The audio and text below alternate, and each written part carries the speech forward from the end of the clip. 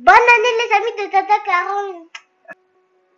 Et voilà, nous voilà les deux pieds en 2022. J'espère que tes premiers jours de l'année se déroulent bien. Moi, je viens de passer ici mes vœux, si on peut appeler ça comme ça, ou plutôt ce que j'ai sur le cœur pour toi pour cette année 2022. Donc, je commence en disant un grand merci à toutes les personnes qui m'ont témoigné leur affection, leur amour. Voilà, je pense ici à ma famille, à mes amis, à mes mentors. Je dis merci aussi aux personnes qui m'ont témoigné leur soutien dans les activités, les tâches que j'avais à faire pour accomplir mes objectifs que j'ai même pratiquement dépassés. Je dis merci aussi aux personnes qui m'ont fait confiance, à mes clients, à mes étudiants qui m'ont fait confiance dans l'accompagnement. Enfin, je dis merci à Dieu, bien évidemment, qui est ma source en tout. La deuxième chose, c'est adresser mes vœux. J'essaye. Honnêtement, j'ai eu du mal à dresser les vœux de façon commune, comme on le fait souvent à l'accoutumée, c'est-à-dire la santé, le bonheur, prospérité, paix, etc. Vous connaissez la chanson parce que je me suis dit simplement à quoi bon répéter les mêmes choses chaque année, ne pas les voir se réaliser et continuer de les répéter simplement chaque début d'année comme une bande de moutons.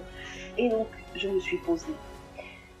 Tu sais, il y a une parole qui dit que vaut mieux ne pas faire de vœux du tout que d'en faire et de ne pas l'accomplir. Il est un sage qui le dit dans la Bible, vaut mieux ne pas faire de vœux que d'en faire et de ne pas l'accomplir.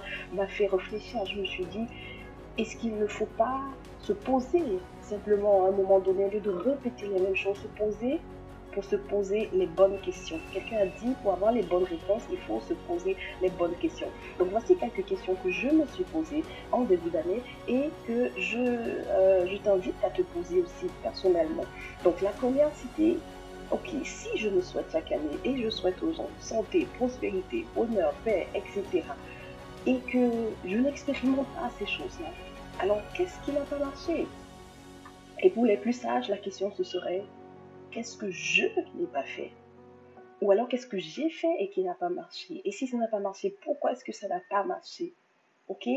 Ici, j'ai parlé de sagesse parce que quand tu renvoies les choses à toi, tu assumes la responsabilité. Qu'est-ce que je n'ai pas fait? Qu'est-ce que j'ai fait qui n'a pas marché? Alors tu es plus apte à changer le cours des choses. Une autre question, c'est qu'est-ce que je désire réellement? Je précise désir. Pourquoi? Parce que il y a une différence entre le désir profond et le souhait.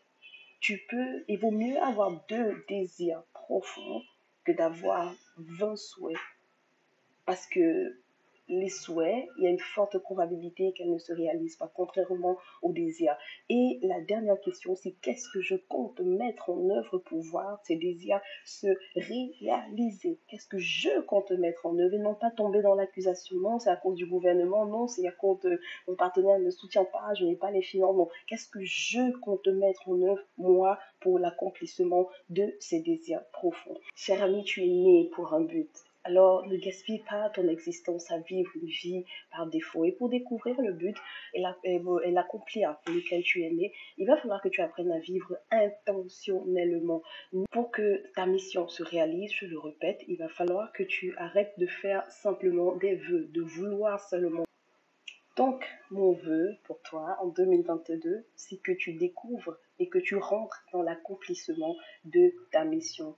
Et comme c'est ma passion, d'aider les francophones à surmonter les frustrations dues au statu quo et au surplace dans leur vie en obtenant de la clarté dans leur mission de vie pour une vie plus productive et plus épanouissante, j'en ai fait également l'une de mes missions de vie principales. Si cela t'intéresse, n'hésite pas à me contacter en message privé. Ici, c'était juste pour t'adresser ce que j'ai sur le cœur et ma prière pour toi en 2022. Donc, tu es né pour un but, cher ami, vis intentionnellement et je prie que cette année te soit favorable et que Dieu bénisse tes efforts alors que tu travailles à l'accomplissement de ta mission de vie. Carole Tokem, accompagnatrice de vie. Ciao, ciao.